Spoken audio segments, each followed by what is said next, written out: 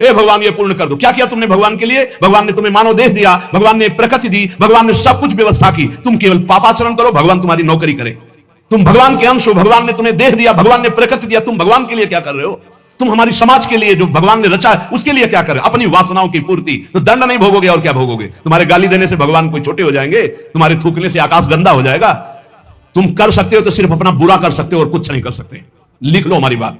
अगर कुछ भी मंगल हो रहा है तो भगवान के बनाए विधान से मंगल हो रहा है। संत समागम, हरिकथा, नाम जप, भगवत आराधना, ये उनकी कृपा से हो रहा है। तुम कर सकते हो तो शब्द लिख लो, केवल अपना बुरा कर सकते हो, वही बुरा कर रहा है। भगवान को गाली दे रहा है, भगवान को नहीं मान रहा, नास्तिकता बढ़ रही, मनमानी भगवान ने मेरा कर्जा नहीं, कर्जा लेते समय भगवान से पूछा था? कर्जा लेते समय भगवान से विनय की थी? धर्म से चला है तू? भगवान की आज्ञा का पालन कर रहा है तू? अरे भगवान तो सबके पिता हैं, परम उदार हैं। गाली देने वाले को भी प्रकृति से नहीं रोकते, इसको श्वास मत लेने देना, ये मुझे गाली देता है। नहीं, अच्छी ऑक्सीजन देते हैं, पानी देते हैं, भोजन देते हैं, उसके लिए पृथ्वी फट नहीं जाती है, उसको भी पृथ्वी अपनी गोद में रखती है, जो भगवान को गाली दे। कैसे नीच बुद्धि वाले अपना काम बनाने के लिए आए हो और अपना काम बिगाड़ रहे हो। जिनसे काम बनना है उन्हीं में नास्तिकता कर रहे हो।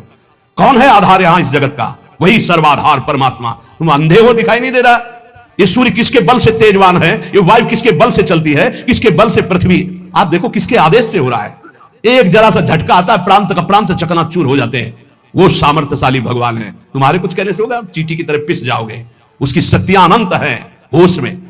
अगर जीवन को मंगलमय सार्थक बनाना है तो एकमात्र भगवान की शरण है। और अगर कुछ भी और करोगे तो अपने को बर्बाद करोगे, सिर्फ बर्बाद करोगे, सिर्फ विनाश करोगे अपना, और कुछ मंगल नहीं कर सकते। भगवान का आश्रय ले लो, वो बहुत करुणामय है। ये जो पुरुष चारों वर्ण या चारों आश्रम में है, यदि भजन नहीं करते तो इस बात का दंड मिलेगा कि मानव देह तुम्हें मिला है भगवत प्राप्ति के लिए। देखो, बोले भला पिता अपना बालक का अहित चाहता है? हां चाहता है। एक पिता के पुत्र ने किसी नाबालिग का बलात्कार करके उसको मार डाला। उससे वो समाचार वाला पूछता है कि आप अपने ऐसे पुत्र के लिए क्या बोलेंगे? तो बोले यही बोलूंगा कि जल्दी से गिरफ्तार किया जाए, उसको फांसी की सजा दी जाए। मेरे बालक ने ऐसा अपवित्र कार्य किया, मैं कभी देखना नहीं चाहूंगा कि वो मेरे सामने आवे, उसको जल्दी से जल्दी पकड़ा जाए। ये जब एक साधारण पिता ऐसा बोल सकता है तो असाधारण पिता जो धर्म के विरुद्ध चलेगा, तिनकर काल रूप में भ्राता, वो भगवान साक्षात धर्म स्वरूप है। कोई धर्मात्मा पिता नहीं चाहेगा कि उसका पिता अपवित्र कार्य करे और उसे गले से लगाए। फिर भी मेरे भगवान कह रहे हैं, अहम तो हम स्वरूपापेभ्यो मोक्षयिष्यामि मा शुचा अपिचेत सुदुराचारो भजते माम अनन्य भाग। महादुराचारी भी हो तो आ जाए कह के कि प्रभु मैं आपका हूं, आपके सिवा कोई मुझे नहीं बचा सकता, तो मैं तुम्हें साधु समंतव्य सम्यक व्यवसिता ऐसा, मैं तुम्हें साधु बनाऊं। फिर भी भगवान को कैसे शब्दों से बोलते? कोई भगवान नहीं। मनमानी आचरण करो, पता चल जाएगा भगवान है कि नहीं। अंतिम समय तक तो पता चल जाए। एक डॉक्टर बोले थे हमसे, जब गंगा किनारे भ्रमण करते थे, बहुत अमेरिका से पढ़ के आए थे, मार विज्ञान छांटते चले जाए, कौन भगवान, कैसा भगवान, क्या। अब गंगा किनारे तो एक अलग रहनी थी, उदासीन ना बोलना किसी से। तो उनसे कहा नहीं, ऐसा अपमान मत करो, भगवान अब कैसे हम तुम्हें छाती चीर के दिखावें कि हैं हम ऐसे जी रहे हैं, ये साधु महात्मा ऐसे जी रहे हैं, केवल हवा में जी रहे हैं, नर्क स्वर्ग की चाल है। लेकिन छाती से कहता हूं, हृदय से कहता हूं, त्रुटि हमारी, करुणा उनकी। अगर कहीं भी हमें कुछ भी असंतोष हुआ है तो मेरे आचरण का, मेरे विचार का, मेरी क्रियाओं का हुआ है, और उनकी कृपा का वार पार नहीं। अपार करुणा बरुणालय। और मिलना, तुम बहुत दूर हो हमसे, तुम दूर हो, लेकिन मेरे प्रिया प्रीतम मेरे से दूर नहीं। अब वो कोई ऐसी दूरबीन नहीं कि मैं तुम्हें दिखा सकूं कि देखो। ये हम कोई प्रमाण तुमसे नमस्कार नहीं चाहने के लिए कह रहे, ये इसलिए कह रहे कि प्रभु कितना प्यार करते, तुम्हें कैसे बताऊं। हजारों प्राण हो तो न्यौछावर कर दे, ऐसा प्यार करते हो। ऐसे नहीं को स्वप्न में आके प्यार करते हो, भाव में आके प्यार करते हैं। जैसी भावना करोगे वैसे तुम्हें अनुभव कराएंगे। वो है, प्रत्येक कण में है, प्रत्येक क्षण में वो मेरे साथ है। ऐसा बिल्कुल माइक से कह रहा हूं, आचार्य बल से, गुरु बल से, कि विश्वास करो। वो केवल ध्यान का विषय नहीं है, वो केवल भजन का विषय नहीं है, वो मित्र की तरह मिलते हैं, वो संभाषण करते हैं, वो साथ खेलते हैं। पर ये बात वही देख सकता है जो उन तक पहुंच चुका है, जो उनके चिंतन में तन्मय है। अन्यथा ये मायाकृत नेत्रों से बात नहीं देखी जा सकती। इसलिए उसका पतन निश्चित है जो मनुष्य शरीर पाकर के भजन नहीं करता है। भगवान ने केवल भजन के लिए दिया है। दुष्यंता पर कायेषु स्वात्मानम हरिमीश्वरम मृतके सानुबंधेस्मिन बद्ध स्नेहा पतंत्यधः। भाई शरीर का अभिमान मत करो, ये मरा ही मरा, अभी मरा या कल मरा, मरा ही है पक्का। मृत्यु प्रतिपल साथ है। ये शरीर मृत शरीर समझो, कब छूट जाए कुछ पता नहीं। इसके संबंधी भी छूट जाएंगे। इस शरीर से प्रेम गांठ करने का मतलब है नरक यात्रा तय करना। इसलिए इससे ज्यादा प्यार मत करो। इसे खूब कई बार हमने प्रार्थना की साधकों से, इस शरीर को ऐसा समझो जैसे कंजूस मालिक बेईमान नौकर से काम लेता है, इसे ले, इससे इसको छूट दे दी तो ये पूरी की पूरी जिंदगी बर्बाद कर दे। इसे बेईमान जैसे नौकर ना हो। ईमानदार नौकर अपने आप काम करता है, ये अपने आप नहीं करेगा। बेईमान नौकर जो आराम करना चाहता है, लगाओ काम में 4 घंटे, 124 घंटे में 20 घंटे इसको संसारिक काम, साधना के काम, भजन कार्य, आनंद समेट लो। यहां कमाने आए हो, यहां कोई तुम्हारा घर नहीं, कोई मकान नहीं, कोई दोस्त नहीं, कोई परिवार नहीं। ये परदेश है, स्टेशन जैसा। तुम्हारी टिकट कटी, भागे, पूछोगे भी नहीं, ये पत्नी तुम कैसे रहोगे, ये बच्चों तुम कैसे रहोगे, नहीं, चले गए, दोबारा कभी देखने को नहीं मिलेगा, न तुमको वो न वो तुम्हें, कभी नहीं मिलेगा। ये ऐसा माया का जादू का खेल, सत्ता ही खत्म हो जाती है। इसलिए हे भाई, इस शरीर में रहने वाले अपने स्वरूप को जान लो और किसी से भी द्रोह मत करो। वो मूर्ख हैं जो इस अपने शरीर को तो अमर मानते हैं, दूसरे शरीरों को मारकर खाते हैं मांस। देख लो, ये ऋषि मुनियों की वाणी है। आत्मस्वरूप को पहचान लो, वही आत्मा चीटी में, वही सर्वत्र भगवान है। वो मूर्ख हैं जो अपने शरीर को आत्मा मानकर पोषण करते हैं, दूसरे शरीरों की हत्या करके उनका मांस खाते हैं। बोले हम हत्या नहीं करते, हम तो दुकान से ले आते हैं, तो बराबर फल मिलता है। कर्ता, प्रेरक, अनुमोदन, तीनों को बराबर पाप मिलता है। एक जो काट रहा है, एक जो खरीद के ला रहा है, और एक जो बनाकर पका करके खा रहा है, खवा रहा है, तीनों को नरक बराबर दंड मिलेगा। कर्ता, प्रेरक, अनुमोदन। ये कैवल्यम संप्राप्ता ये चातातिश्च मूढ़ताम त्रैवर्गिका क्षणिका आत्मानम घातयन्ति ते। जो लोग ये भगवत प्रदत्त शरीर प्राप्त करके कैवल्य परम पद प्राप्त नहीं कर लेते और ज्ञान बघाड़ते रहते हैं, वो पूरे ज्ञानी भी नहीं है और पूरे मूर्ख भी नहीं है। उनकी बड़ी दुर्दशा होती है, ना इधर के रहते ना उधर के रहते, मजरे ढो। सदैव वो अर्थ, काम, वासना इन्हीं में फंसे रहते हैं। एक क्षण के लिए उनको चैन, शांति नहीं मिलती। जो मनुष्य शरीर पाकर अपना उद्धार नहीं कर लेता, वो अपने पैरों में मानो अपने हाथ से कुल्हाड़ी मारकर काट रहा है, वो आत्मघाती है, वो दुर्गति को प्राप्त होता है। एत आत्महनो अशांता अज्ञाने ज्ञान मानिनः सीदंत्य कृत कृत्या वही कालध्वस्त मनोरथा। ऐसे ये जो ज्ञान बगाड़ते रहते हैं और ब्रह्मबोध नहीं किया, निरंतर भजन नहीं करते, इनको आत्मघाती कहते हैं। जानते हैं पर मानते नहीं हैं। ये इन आत्मघातियों को कभी शांति प्राप्त नहीं होती, इनकी कर्म परंपरा कभी नष्ट नहीं होती। काल भगवान सदा सर्वदा इनके मनोरथों पर पानी फेरते रहते, हृदय की जलन विषाद कभी मिटने को नहीं होती। इसलिए हित्वात्यायास रचिता गृहापत्य सुहृच्छ्रियः तमो विशन्त्य निच्छन्तो वासुदेव परांगमुखा। वासुदेव भगवान श्री कृष्ण के चरणों का आश्रय ले लो, उनसे विमुख मत हो। विमुख होकर यदि तुमने धन, रुपया, पैसा, मकान सब समेट भी लिया तो भाई जब जाओगे कुछ साथ नहीं। एक बार कृष्ण कहा, एक बार राम कहा, एक बार राधा कहा, ये सत्य वस्तु तुम्हारे साथ जाएगी। इसलिए बार बार राम राम, कृष्ण कृष्ण, हरि हरि, राधा राधा बोलते हुए अपना काम करो तो तुम्हारा लौकिक भी पुष्ट और पारलौकिक भी पुष्ट हो जाएगा। जो भगवान नाम जप नहीं करता, भगवान से विमुख है, ना चाहने पर भी विवश होकर उसे घोर नरक में जाना पड़ता है। इसलिए सदगति प्राप्त करने के लिए नाम जप अत्यंत आवश्यक है। ये कलिकाल की बड़ी महिमा वर्णन की भगवान व्यास जी ने। जो फल सतयुग में 10,000 वर्ष ब्रह्मचर्य रहकर, दोनों हाथ उठाकर, दाहिने पैर के अंगूठे के बल खड़े होकर भजन करने से मिलता था, ध्यान दीजिए कितना कलयुग का कृपा प्रसाद है। कलयुग को बहुत बुरा कहा जाता है, तो ये बात पक्का समझो, 2 पक्ष साम्य होते हैं, कृष्ण पक्ष और शुक्ल पक्ष। एक अंधेरे का पक्ष, एक प्रकाश का। तो कलयुग में 2 पक्ष है। एक अंधेरे का पक्ष अगर भगवान से विमुख हो तो नष्ट कर देगा। यहां कह रहे हैं भगवान महर्षि वेद व्यास देव जी, यत् कृते 10,000 हायनेन तत् द्वापरे तश्च मासेन होरात्रेण तत्कलौ तपसौ ब्रह्मचर्यस्य जपादेश्च फलम द्विजा प्राप्नोति पुरुषस्तेन कलिसाध्यति भासितम।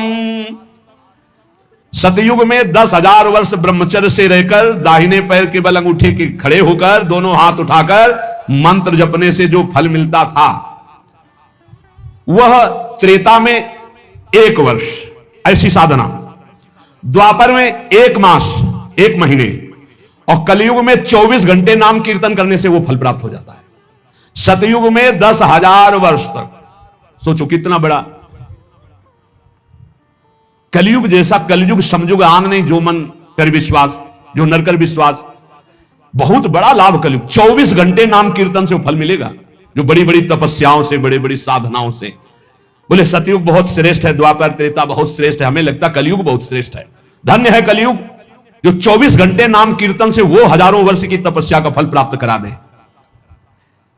भगवान व्यासदेव जी कहते हैं मैं कलयुग की पूजा करता हूं, मैं उसे सर्वश्रेष्ठ कहा कि सतयुग में ध्यान, त्रेता में यज्ञ, द्वापर में देवार्चन, ध्यायन कृते यजन यज्ञ त्रेतायाम द्वापरेर्चयन यदापनोति तदापनोति कलौ संकीर्त केशवम। जो सतयुग में ध्यान से, त्रेता में यज्ञ से, द्वापर में पूजा करने से मिलता था, कलयुग में केवल नाम कीर्तन से फल मिल जाता है। इसीलिए नाम संकीर्तनम यस्य सर्व पाप प्रणाशनम। कलयुग में सबसे बड़ी साधना नाम जप करो, नाम कीर्तन करो, लीला चरित्र गाओ, लीला चरित्र सुनो। जो इस कलयुग में अपना कल्याण नहीं कर पाया तो फिर और युग में कल्याण करना बड़ा कठिन। अंगूठे के बल खड़े होके देखो, कई मिनट खड़े रहोगे। ऐसे उपमन्यु आदि बड़े बड़े महात्माओं के चरित्र आते हैं, हजार हजार वर्ष, 10-10 हजार वर्ष ऐसे। अरे यही सौभरी ऋषि यमुना में डुबकी लगा के भजन करके देखो, कई मिनट करोगे। जल को स्तंभित कर दिया, समाधिस्थ हो। ऐसे ऐसे महात्मा, अपने लोग महात्मा कहते हैं अपने को। डुबकी लगा के 2 मिनट नहीं रुक सकते नीचे, वो समाधिस्थ है। मछली को देख के 50 ब्याह करते हो, तुम मोबाइल में देख के क्या करोगे, तुम्हारे क्या होगा। इसीलिए बहुत होश में, कलयुग में बहुत मानता है भगवत प्राप्ति की, बहुत सुविधा है भगवत प्राप्ति की, होश में हो जाओ तो। पर ये होश रहने नहीं देता। ये किसके होश उड़ाता है, इसका प्रवेश कहां है, बता चुके कई बार। मदिरा पान करने वाला, मांस खाने वाला, पराई स्त्री से व्यभिचार करने वाला, और स्वर्ण चोरी करने वाला, जुआ खेलने वाला, छल, झूठ, कपट, रजोगुण, ये सब इसके स्थान है। नाम जप करो, पवित्र भगवत प्रसाद पाओ। कहां कलयुग है, आनंद ही आनंद। बोलो यहां कितनी देर कलयुग लगा तुम्हारे ऊपर, आनंद ही आनंद है। कलयुग समझुग आन नहीं, जो नर कर विश्वास, गाय राम गुण गण विमल भवबिन तरह प्रयास। कितना बड़े कलयुग, केवल नाम आधारा, कोई बात और हो ना हो, राधा राधा राधा, पार हो गए। सुखस्यांतरम दुखम, दुखस्यांतरम सुखम, पर्यायेणोपसर्पन्ते नरम नेमिमरा इव। भाई जैसे रात के बाद दिन आता है, दिन के बाद रात आती है, ऐसे तुम सुख में हो तो दुख आने वाला है, तैयार हो जाओ। और दुख में हो तो सुख आने वाला है। सुखम श्यांतरम दुखम, दुखश्यांतरम सुखम, भगवान व्यासदेव जी कह रहे हैं। ये पक्का तुम्हारे पूरे जीवन क्रम लगा रहेगा, क्योंकि तुम्हारा प्रारब्ध रच चुका है। सुख के बाद दुख, दुख के बाद सुख, ऐसा चलेगा। ये चक्र की तरह चलता रहता है। इसलिए तुम सुख में भूलो नहीं और दुख में प्रभु को भूलो नहीं। नाम जप निरंतर करो तो सुख दुख से परे हो जाओगे। जातस्य नियतो मृत्यु पतनम च तथोन्नते, विप्रयोगावसानस्तु संयोगा संचय क्षयः, विज्ञायना बुधा शोकम न हर्षमुपयान्ति ये, तेषामेवे तरे चेष्टाम शिक्षन्ता सन्ति तादृशा। हे भाई मेरी बात सत्य मान लीजिए। जातस्य नियतो मृत्यु, तुम्हारा शरीर जन्म लिया है ना, मरेगा पक्का। कल एकांतिक में एक भाई से पूछा, प्रश्न कर रहे थे, भाई तुम्हें कभी आता है कि मरोगे? बोले नहीं। हमारा सत्संग सुनना रोज मिलेगा ये आपको। सत्संग में एक बार तो रोज आएगा कि तुम मरोगे, नहीं आएगा? रोज आता है। आपका तो अभ्यास बन गया होगा सुनने का कि मरने वाली बात तो रोज आती है। यही हमको संभालेगी, क्योंकि जाना है। जो संभलते नहीं हैं वो लड़खड़ा के गिर जाते हैं। रोज संभलना है, मरना है। जातस्य नियतो मृत्यु पतनम च तथोन्नति। अगर शरीर जन्मा है तो मरेगा आज, नहीं तो कल तैयार हो जाओ, जाना है, जाना है। कब जाना है पता नहीं है। फांसी वाले को तो समय बता दिया जाता है कि कल 12 बजे होगी, अपने को अपना ये भी समय नहीं पता है, पता नहीं कब जाना है। उसे पता हो जाए तो अच्छा रहता है। सब डर जाते कि इतना रह गया। बर्थडे कोई तो मनाता नहीं, शोक डे जरूर मनाता, लेकिन अब पता नहीं इसलिए बर्थडे मना रहे हैं। वैसे तो नहीं मनाना है, नहीं मनाना है। मनाना है गुरु प्रदत्त जन्मदिन, जिस दिन से दीक्षा हुई वही दिन हमारा सार्थक है। और यदि मनाना है तो नाम कीर्तन करके मनाना है। बर्थडे कैसे मनाया जाता है जानते हो? प्रिया प्रीतम को विराजमान करो, श्रृंगार करो, ब्याहुला करो और रात भर कीर्तन करो और खूब सबको पकवान पवाओ, जय जयकार लगाओ। हम कह रहे रोज बर्थडे मनाओ, बहुत बढ़िया है भैया। इस तरह का बर्थडे, इस तरह का बर्थडे, खोल रहे हैं शराब, गंदी गंदी सब खान पान और नाच रहे हैं, और ये कोई बर्थडे? समय नष्ट कर रहे हैं। कितना कीमती, राधा राधा राधा, कितना कीमती समय आप कैसे नष्ट करोगे? बहुत लोभ लगता है। इतना कीमती, एक श्वास खरीद नहीं सकते 50 वर्ष की कमाई में। 50 वर्ष की कमाई की जो श्वासें तुमने व्यर्थ की, सब श्वासों के द्वारा जो आपने धन एकत्रित किया, एक श्वास नहीं खरीद सकते। ऐसा कीमती श्वास राधा राधा। कह रहे हैं नित्य ये ध्यान रखो कि शरीर जन्मा है तो मरेगा। कुछ अच्छा नहीं लगेगा ये बात ध्यान रखने पर, नहीं लगता अच्छा, कुछ अच्छा नहीं लगता। बस यही लगता है कि एकांत हो जाए, कितना भजन कर ले, बस यही सार्थक है। जीवन की सार्थकता, नाम जप कर लो, मरना है यार, कोई साथ नहीं जाने वाला। और आपको अनुभव की बात बता रहे हैं, सब अपने लिए तुमसे प्यार करते हैं, तुम्हारे लिए कोई प्यार नहीं करते।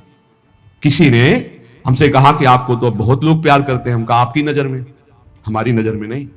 वो कहा क्यों, आपको ऐसा क्यों नहीं लगता? हम कहा हमें इसलिए नहीं लगता कि सब अपने लिए हमें प्यार करते हैं।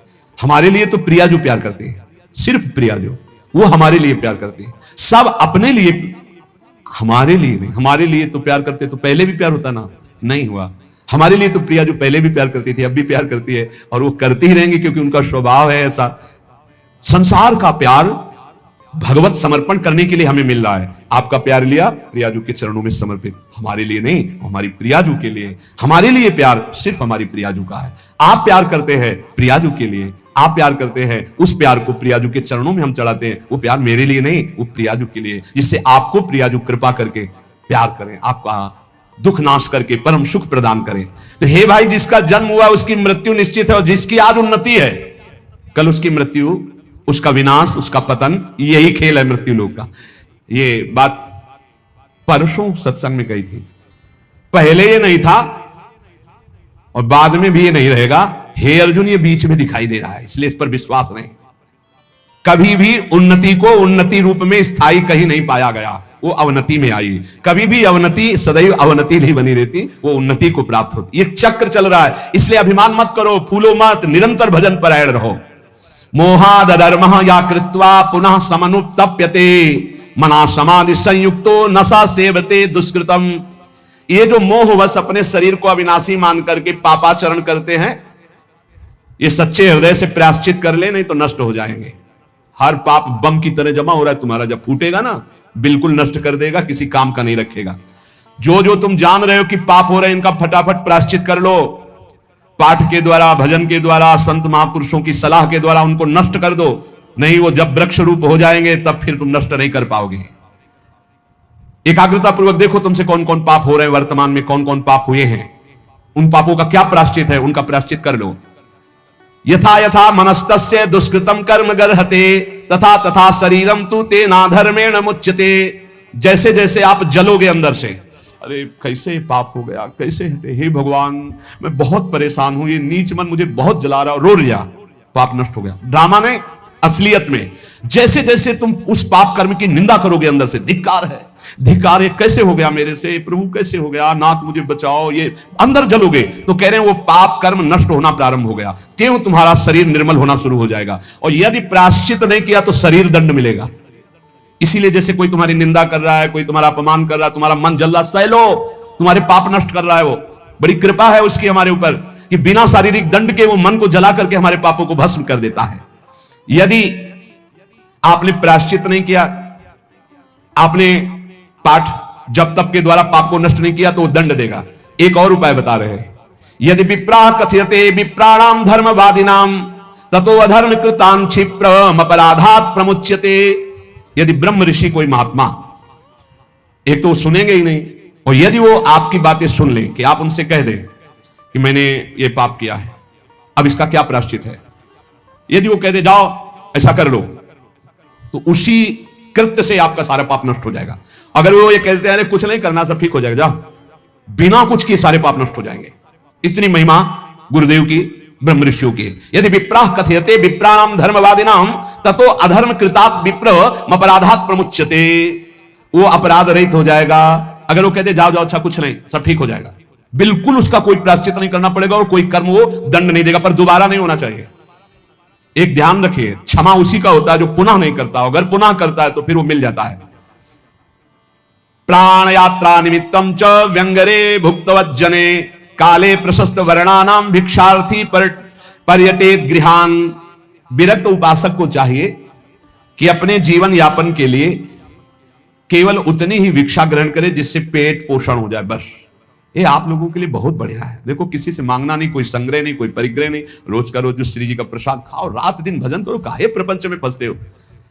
ये रुपया, ये मोबाइल, ये संसारी लोगों से मिलना जुलना, ये गुरु कृपा से ही बचा जा सकता है, अन्यथा भारी प्रपंच है।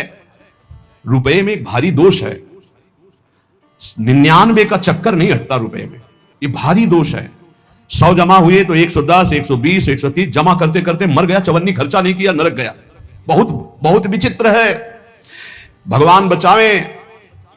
जैसे कंचन दलदल, वैसे कामिनी दलदल, वैसे कीर्ति दलदल। इन दलदलों में जो गिरा तो गुरु कृपा बचाए, तो बचाए, नहीं निकल पाना मुश्किल है।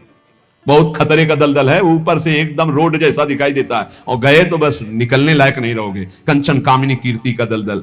जीवन निर्वाह के लिए बस उधर में डाल लो, खूब डट के भजन करो, भगवत प्राप्त हो जाओ। जितना कम से काम चला लो उतना ही अपना भजन बचा लो।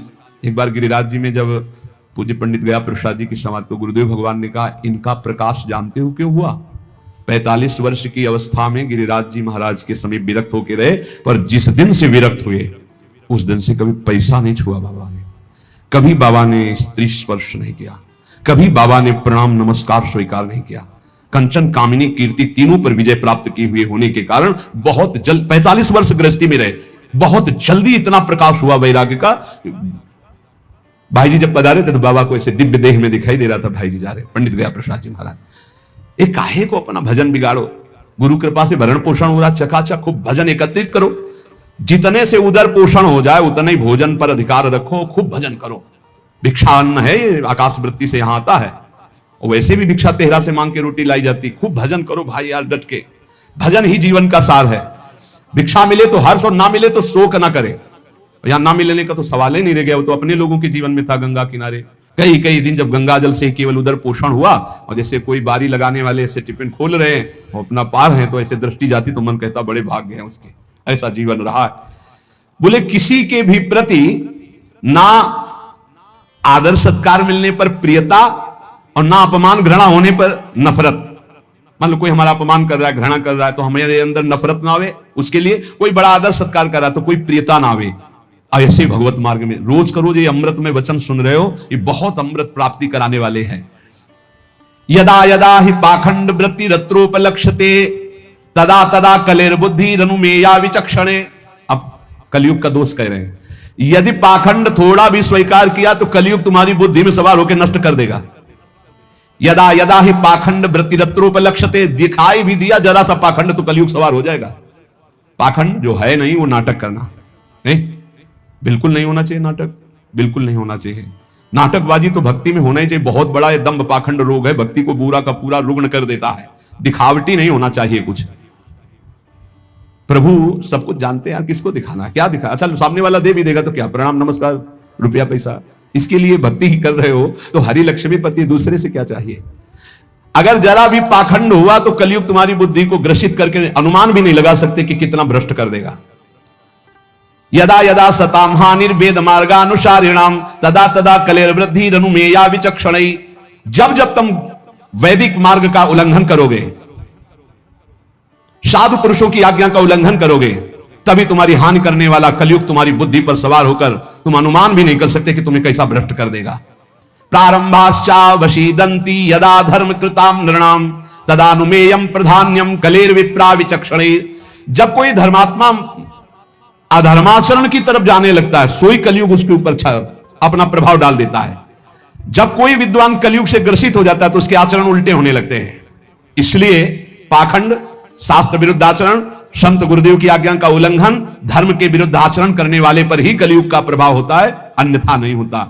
कलयुग के प्रभाव से बचते हुए निरंतर नाम जप करते हुए इस जन्म में हम भगवत प्राप्ति कर ले। कुछ कमियां सब में होती हैं, वो भगवत साक्षात्कार में ही पूर्ण होती है।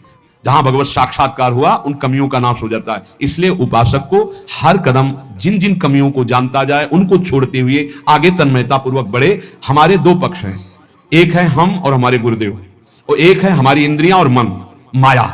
ये हमको गिराने की चेष्टा करती है, और गुरुदेव हमको जो उपदेश करते हैं वो इन पर विजय प्राप्त कराने। कभी कभी इनका पक्ष जोर हो जाता है और हम हार जाते हैं, तो हमें निराश नहीं होना। हमें ठीक जैसी आज्ञा वैसे ही चले तो फिर हम बलवान होकर जीत जाएंगे। और इस जन्म में मुझे भगवत प्राप्ति करना ही, किसी भी तरह रुकना तो है नहीं। हम चाहे जितना कीचड़ में सन जाए, हमें रुकना नहीं, हमें चलना ही चलना है। क्योंकि ये शरीर छूटा तो अब और किसी शरीर में भगवत भजन बने ऐसी कोई संभावना नहीं। बड़ा डर लगता है। अब इस शरीर से भजन करके भगवत प्राप्ति करना ही है। इसलिए सबसे प्रार्थना है, भजन का तात्पर्य है नाम जप, राधा राधा राधा। कोई पैसा नहीं लगता, कोई मेहनत नहीं, धीरे धीरे जबानी लाओ, राधा राधा राधा, अपना कार्य करते रहो, इसी से भगवत प्राप्ति हो जाएगी। श्री राधा वल्लभ लाल की।